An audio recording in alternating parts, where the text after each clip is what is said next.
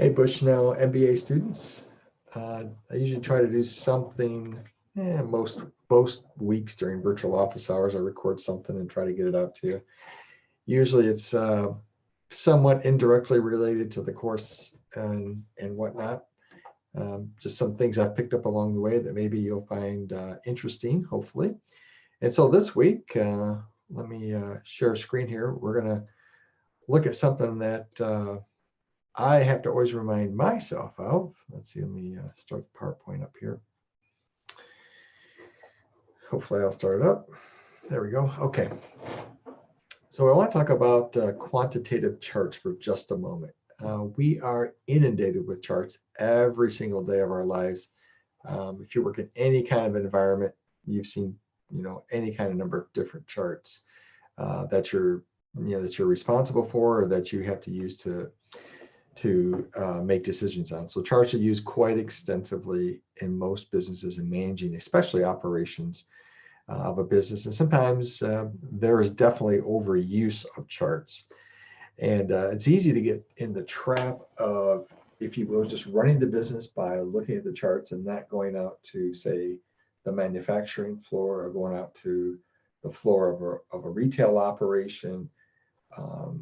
So it's easy to fall in that trap of running the operation simply by the numbers and not getting your thumb on the pulse of what's going on.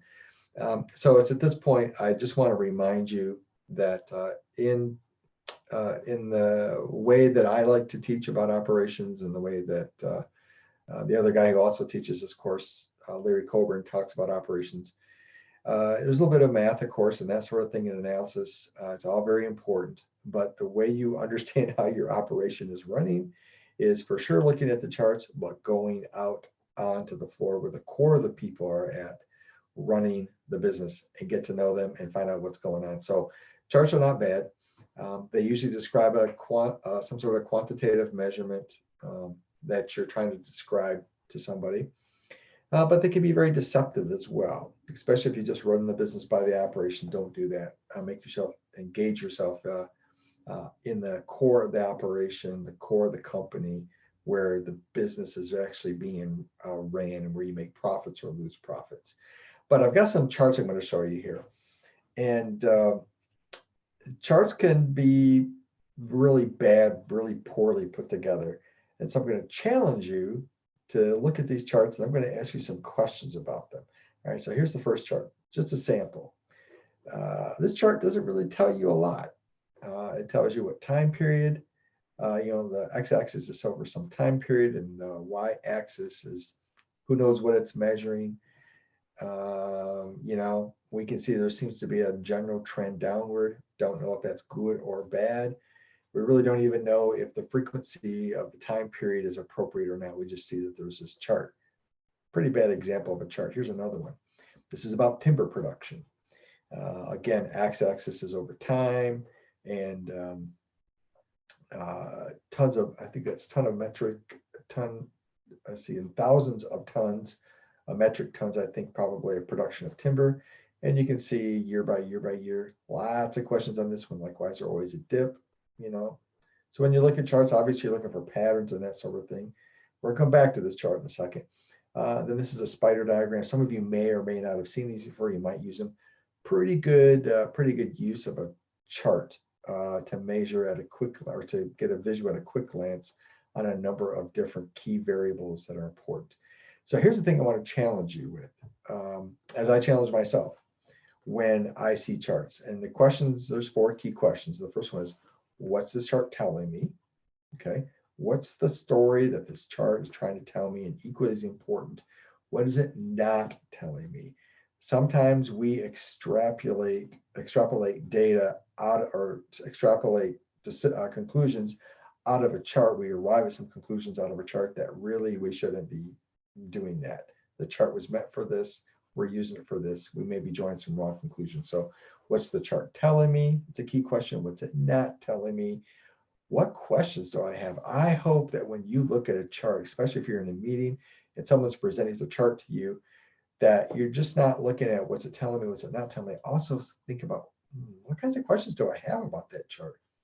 Some of those charts we looked at a minute ago, certainly have some questions. A fourth question. So what can be done to improve the trend or the story that the chart's telling me? So again, what's it telling me? What's the chart telling me? What's it not telling me? What questions do I have about it? And what can be done to improve the trend or the story? So let's go back and review those charts again. Let me just wind back up here. Here we go. All right.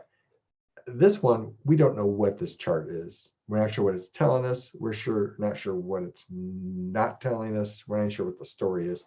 This chart, whoever drew this chart should just, yeah, they should just go start over and try to, if you ever see a chart like this show up at an operations meeting, send them back, make them do it again. So this chart, so we know the story here is, hey, there seems to be increasing timber production year over year. It doesn't tell us what profits are though, does it? It just says that we're producing timber. You might imply that there's some profits or that revenues are increasing, that perhaps profits are going up. But again, that's an example of something the chart's not telling you, so don't assume it. And you would ask questions if you're going to mean, hey, what does this chart really mean in relationship to the profit and loss statement? What's it really telling us as a team? Is this good or bad? Let's see, let's look at this one. This is an interesting one, like I said. So in the spider diagram, you're measuring in this case like what, six different metrics. The green line generally is considered to be world-class or best in class, and everything is normalized between a scale of 0 to 5 for all 6 of these. So obviously, if your inbound processes are way out here at a 5, you're world-class. In this case, they're not. It looks like they're probably they're listed at 2.9 the way it looks. So you have a lot of, like I can see the basic story that this is telling me, that obviously I want my blue lines to be out here on each axis. By the way, it's called a spider diagram. I don't know if I just said that or not, but anyways, you want your blue lines, blue points to be all the way out here on all these axes. That means you're best in class for these measurements. But that's what it's telling us. What it's not telling us is, are you making any money when you're there? It's not telling us, yeah, so maybe we've captured some labor. It doesn't tell us that there may or may not be some excess labor out there that we should go look at. It doesn't tell us how efficient the processes are. It just says whatever's being measured is world-class or not world-class. And so if you saw a chart like this, you want to ask some questions like, help me understand what you mean by inbound processes. When was the last time we looked at and did an evaluation of that process? Tell me what should be my inventory management. How much excess inventory do we have? How much is the carrying cost of the inventory?